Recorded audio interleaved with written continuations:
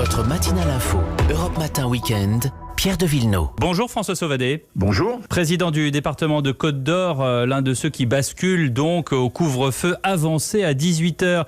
François Sauvadet, Jean Castex avait annoncé que cet avancement à 18h allait être fait en pleine concertation avec les élus. Est-ce que ça a été le cas? Non, on ne peut pas dire qu'il y ait vraiment eu de concertation. Il y a une consultation, on nous a dit qu'est-ce que vous en pensez. Voilà, il y a un taux d'incidence qui a singulièrement augmenté ces derniers jours, notamment à Dijon.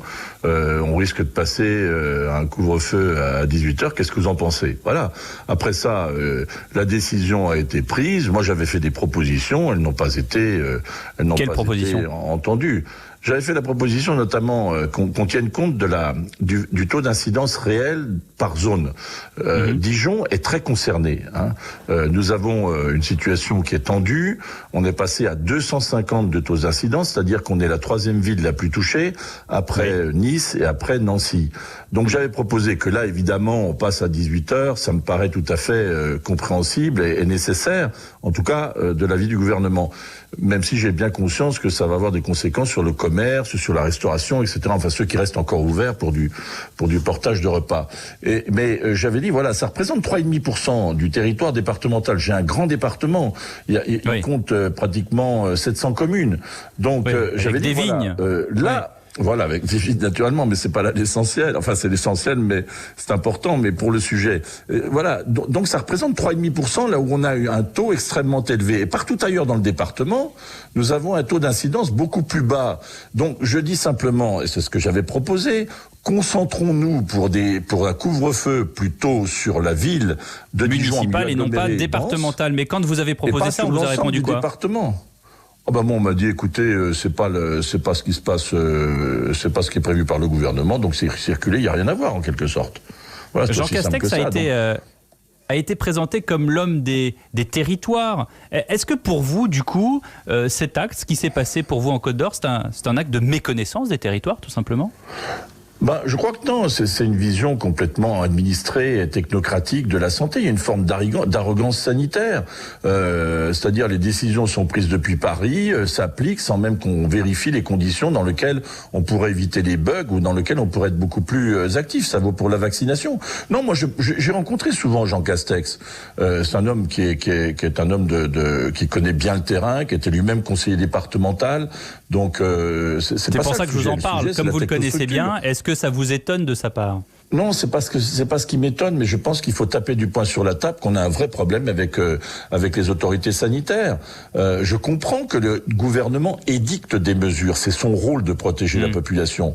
Mais en même temps, la dimension sanitaire, dès lors que les règles sont décidées, on doit pouvoir en discuter l'application territorialement pour permettre qu'il y ait vraiment une appropriation des citoyens. Moi, écoutez, il les édicte en écoutant les autorités sanitaires, que ce soit la Haute Autorité de Santé ou les ARS locales. Est-ce que on devrait, selon vous, écouter et ensuite discuter? Est-ce qu'on peut vraiment discuter une décision de la Haute Autorité de Santé? Non, c'est pas en discuter la décision, c'est en discuter de l'application, ce n'est pas pareil. Aujourd'hui, on a décidé un plan de vaccination. Imaginez, je suis président d'un département, comme tous mes collègues présidents de département de France, notre responsabilité, c'est de s'occuper des personnes âgées, des personnes fragiles, des personnes handicapées. On ne m'a pas sollicité simplement pour me demander mon point de vue, comment on allait faire concrètement pour que dans 10 jours, on puisse aller vacciner les personnes de plus de 75 ans. Mais vous imaginez... D'autant que vous avez des villages, j'allais dire, isolés. Mais bien sûr, c'est notre compétence. C'est ça que je ne comprends pas. Alors moi, j'ai appelé le préfet, j'ai fait une offre de service. Je lui ai dit même pour les moyens pour transporter, non pas le vaccin lui-même, mais pour transporter dans les centres de vaccination tout ce qui est périphérique et permettre la vaccination, j'ai fait une offre de service. Mais bon, alors l'ARS s'en est saisie, mais personne n'est venu me concerter pour savoir comment on allait faire, ce qui est invraisemblable. Est-ce qu'aujourd'hui, dimanche 10 janvier, est-ce qu'on sait comment ça va se passer la vaccination en Côte d'Or, notamment pour tous ces seniors et j'allais dire isolés? Absolument pas, c'est ce qui me surprend. Ça va être décidé au plan national. On va nous dire combien on va avoir de doses et dans lesquels délais. Mais on n'a absolument pas été concerté, ce qui est absolument invraisemblable. Bon, et qu'est-ce qu'il faudrait faire dans votre département en particulier? Est-ce qu'il faudrait faire des grands centres de vaccination? J'ai appelé le préfet.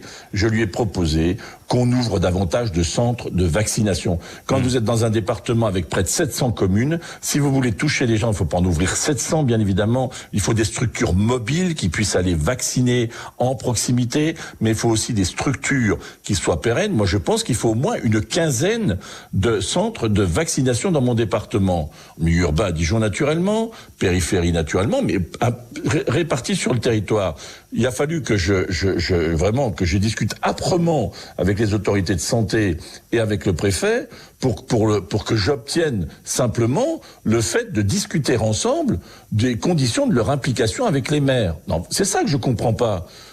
Dans 10 jours, comment on va faire pour vacciner pratiquement 50 000 personnes dans mon département de plus de 75 ans? C'est même pire que ça. Sur les EHPAD aujourd'hui, je n'ai aucune information sur les conditions dans lesquelles on va finir d'assurer la vaccination des EHPAD dont j'ai la co-tutelle dans le département de la Côte d'Or. Je sais, j'ai 92 EHPAD en responsabilité, en co-tutelle avec l'État. Une trentaine d'entre eux vont être vaccinés par les centres hospitaliers ou par des hôpitaux. Donc ça, les choses sont claires. Pour le reste, je n'ai pas de plan. Quand je demande des informations, on me dit que c'est au plan national que ça va être décidé. Enfin, c'est invraisemblable. On m'a demandé une liste de priorisation des EHPAD. Je les connais bien. J'en ai la responsabilité partielle pour le médico-social, en tout cas assurément. Franchement, on n'a même pas tenu compte de ce que j'avais indiqué. Donc je demande et je lance un appel sur votre onde au gouvernement pour qu'on fasse des départements les interlocuteurs de la mise en œuvre des politiques de santé, puisque nous sommes en charge du médico-social. C'est la loi qui nous fixe cette responsabilité. Donc je lance cet appel aujourd'hui au gouvernement ce dimanche matin. Eh bien, merci beaucoup François Sauvadet et merci pour cet appel lancé ce dimanche matin sur les ondes d'Europe 1. Merci à vous.